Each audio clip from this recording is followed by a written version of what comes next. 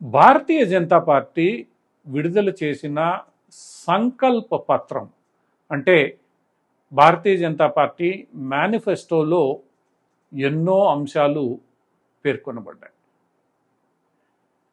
ఈ మేనిఫెస్టోలో గత 10 ఏళ్ల కాలంలో మోదీ ప్రభుత్వం పేద ప్రజలకు, మధ్యతరగతి వారికి, పారిశ్రామిక అభివృద్ధికి, ఈ దేశం ఆర్థికంగా, సామాజికంగా, రక్షణ పరంగా గట్టిపడడానికి తీసుకున్న ఎన్నో చర్యలను ముందుగా పేర్కొనేది. అటు పిమ్మట సామాన్య ప్రజానికానికి అంటే పేద వర్గాలకు, మధ్యతరగతి ప్రజానికానికి, చదువుకున్న వారికి, చిన్న తరహా పరిశ్రమల వారికి, అటు పిమ్మట రైతాంగానికి, కర్షకులకు అంటే కార్మిక వర్గానికి, ఇలా ప్రతి వర్గానికి రాబోయే 25 సంవత్సరాలలో మేమేం చేస్తామో ఒక యాక్షన్ ప్లాన్ను ఈ సంకల్ప పత్రం ప్రజల ముందు ఆవిష్కరించింది. సాధారణంగా రాజకీయ పార్టీలు తాము అధికారంలోకి వస్తే రాబోయే 5 సంవత్సరాల్లో ఏ కార్యక్రమాలు చేపడతాము, ఏ హామీలు తాము ఇచ్చి వాటిల్ని పూర్తి చేస్తాము అని చెప్పే ప్రయత్నం చేస్తాయి. అయితే ఈ సంకల్ప పత్రం, భారతీయ జనతా పార్టీ యొక్క సంకల్ప పత్రం ఈ పరిస్థితి నుంచి అంటే 5 ఏళ్లలో ఏం చేస్తామని చెప్పే స్థితి నుంచి తాము రాబోయే 25 ఏళ్లలో ఏ లక్ష్యం కోసం పనిచేస్తామో చెప్పడం విశేషం. రాబోయే 25 ఏళ్ళు అంటే 2047 నాటికి, అనగా భారతదేశం స్వాతంత్రం సాధించి 100 సంవత్సరాలు పూర్తి చేసే నాటికి ఈ దేశాన్ని ఆర్థిక, సామాజిక, రాజకీయ రంగాలలో ఏ దిశగా ముందుకు తీసుకొని వెళ్ళి ప్రపంచ దేశాలలో భారతదేశాన్ని ఒక అగ్రగామి ఆర్థిక వ్యవస్థగా, రాజకీయ వ్యవస్థగా, స్ఫూర్తిదాయకమైన దేశంగా నిలబెడతామనే విషయాన్ని భారతీయ జనతా పార్టీ స్పష్టం చేయడం, అందుకు తగినట్లుగా ఈ సంకల్ప పత్రం ద్వారా తమ యొక్క రోడ్ మ్యాప్ను వెల్లడించడం విశేషం. ఇక ఇప్పటి వరకు హిందుత్వ అజెండాతో ప్రధానంగా కొనసాగుతూ వచ్చిన భారతీయ జనతా పార్టీ మొట్టమొదటిసారి ఈ సంకల్ప పత్రంలో పెద్దగా హిందుత్వానికి సంబంధించిన అంశాలేవి పెట్టలేదు. ఎందుకంటే ఇంతవరకు తాము హామీ ఇచ్చిన రామజన్మభూమి, ఆర్టికల్ 370 లాంటి ఎన్నో అంశాలను భారతీయ జనతా పార్టీ స్పష్టంగా పూర్తి చేసేసింది. ఇక మిగిలింది uniform civil code. So uniform civil కోడ్ని తాము అధికారంలోకి వస్తే దేశవ్యాప్తంగా ప్రవేశపెడతామన్న హామీని హిందుత్వవాదులకు సంతోషపరిచేటట్లు భారతీయ జనతా పార్టీ అందజేసింది.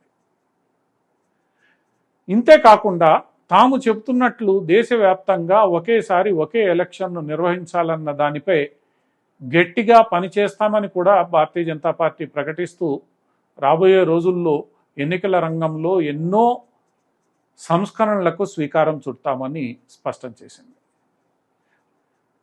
అంతేకాకుండా తన హామీ పత్రంలో భారతీయ జనతా పార్టీ కొన్ని అంశాలను అసలు ప్రస్తావించనే లేదు. కులగణన గురించి తాను ఎక్కడా మాట్లాడలేదు. అయితే వెనకబడిన కులాలు, గిరిజనులు లాంటి వారికి తాము ఏం చేస్తామో స్పష్టంగా తన మేనిఫెస్టోలో ప్రకటించింది. వారికి అందించబోయే పలు పథకాలను కూడా పేర్కొంది. ఈ కులగణనే కాకుండా కొన్ని ఇతర అంశాలను కూడా, అంటే నేషనల్ పాపులేషన్ రిజిస్టర్ లేదా నేషనల్ సిటిజన్షిప్ రిజిస్టర్ ఏదైతే భారతీయ జనతా పార్టీ సిఏఏ ముందు ప్రస్తావించిందో దాని గురించి కూడా భారతీయ జనతా పార్టీ ఈ హామీ పత్రంలో ఎక్కడా పేర్కొనలేదు. ఈ రిజిస్టర్ను తాము తీసుకొస్తామని, తీసుకురామని కూడా ఏమీ చెప్పలేదు. అసలు దాని ప్రస్తావనే లేదు. ఇలాంటి కొన్ని అంశాలను ఈ సంకల్ప పత్రంలో పేర్కొనలేదు భారతీయ జనతా పార్టీ. ఇవన్నీ కూడా గతంలో ఎప్పుడూ పేర్కొంటూ వచ్చిన అంశాలే.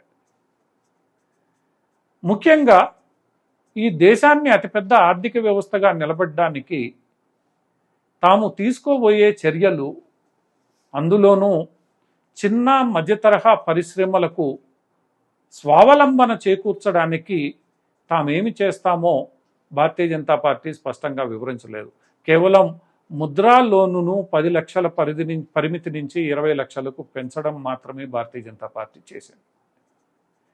ఇక చిన్న మధ్యతరహా పరిశ్రమలు లేదా వ్యాపారవేత్తలు కోరుకుంటున్నట్లు జిఎస్టి లాంటి పలు టాక్సేషన్ చట్టాలను సరళీకృతం చేసి వారికి లాభం చేకూరుస్తామని సంకల్ప పత్రంలో పేర్కొంది. కానీ అవి ఎలా చేస్తారు, ఈ చిన్న మధ్యతరహా పరిశ్రమలు అడుగుతున్నట్లు వాటిని వీరిపై రుద్దకుండా, అంటే వీరిపై భారం కాకుండా ఎలా చూస్తారన్న విషయాన్ని భారతీయ జనతా పార్టీ ప్రకటించలేదు. ఇక మధ్యతరగతి వర్గానికి వచ్చేసరికి మేము వీళ్ళ ఉపాధి అవకాశాలను పెంచుతాం, వీళ్ళ ఆర్థిక స్థితిని పెంచుతాం, వీళ్ళకి గృహాలు అందేలా చూస్తాం, రేరా చట్టాన్ని పటిష్టం చేస్తాం లాంటి అంశాలను చెప్పారే. కానీ మధ్యతరగతి ఎప్పుడూ, అంటే ముఖ్యంగా జీతాలతో జీవితాన్ని గడిపే మధ్యతరగతి వర్గానికి ప్రధానమైన కోరిక అయిన ఇన్కమ్ ట్యాక్స్ చట్టంలో ఎలాంటి మార్పులు తీసుకొస్తారో చెప్పలేదు. ఇన్కమ్ ట్యాక్స్ పరిమితిని పెంచుతామా లేదా, తద్వారా వీళ్ళ చేతుల్లో ఆదాయం పెరిగేలా చూస్తామని కూడా భారతీయ జనతా పార్టీ చెప్పలేదు. అంటే కొన్ని ముఖ్యమైన అంశాలను భారతీయ జనతా పార్టీ దానికి సంబంధించిన కార్యాచరణను పేర్కొనలేదు, అంటే స్పష్టంగా పేర్కొనలేదు. ఈ అంశాలను ఒక మ్యాక్రో లెవెల్లో, అంటే బ్రాడ్గా పేర్కొనడం తప్ప దానికి సంబంధించిన స్పష్టమైన కార్యాచరణ ఏది కూడా ఈ మేనిఫెస్టోలో భారతీయ జనతా పార్టీ వెల్లడించలేదు. ఏది ఏమైనప్పటికీ 25 ఏళ్ళు, రాబోయే 25 సంవత్సరాల్లో ఈ దేశాన్ని ఏ దిశగా తీసుకెళ్ళాలి, ఆ లక్ష్యం దిశగానే రాబోయే 5 సంవత్సరాల్లో తాము పనిచేస్తామని భారతీయ జనతా పార్టీ ప్రకటించింది ఈ మేనిఫెస్టోలో. ఈ దిశగా పనిచేస్తామని, పని చేయడానికి వాగ్దానం ఇస్తున్నామని, అందుకే దీనిని సంకల్ప పత్రంగా పేర్కొంటున్నామని, తాము ఈ దేశానికి లాభాన్ని చేకూర్చే అంశాలను మాత్రమే ప్రస్తావిస్తున్నామని, ఈ దేశానికి నష్టపరిచే అంశాలను ప్రతిపక్షాలలాగా కేవలం ఓట్ల కోసం పొందుపరచడం లేదని, అలానే పలు రాష్ట్రాలలోని ప్రతిపక్షాలు అందిస్తున్నట్లు ఉచిత పథకాలను కూడా తామేమీ అందించబోమని భారతీయ జనతా పార్టీ మేనిఫెస్టోలో స్పష్టం చేసేసింది. 70 సంవత్సరాలు నిండిన ముసలి వారికి ఉచిత వైద్యం తప్ప మిగతా ఎక్కడా ఎలాంటి ఉచితమైన పథకాలను భారతీయ జనతా పార్టీ ప్రకటించలేదు. ఇప్పుడున్న పథకాలు మాత్రం మరో 5 ఏళ్లు కొనసాగుతాయని మాత్రమే చెప్పారు. ఏంటంటే ఆయుష్మాన్ భారత్ కావచ్చు, పేదలకు ఉచిత రేషన్ పథకం కావచ్చు, ఇలాంటి రైతు పెట్టుబడి సహాయం అందించే పథకాలు ఇవి రాబోయే 5 ఏళ్లలోనూ కంటిన్యూ చేస్తామని, వీటిల్ని మరింత పటిష్టపరుస్తామని తప్ప ఎక్కడా కూడా ప్రజారంజకమైన ఉచిత పథకాలను అందిస్తామని భారతీయ జనతా పార్టీ పేర్కొనలేదు.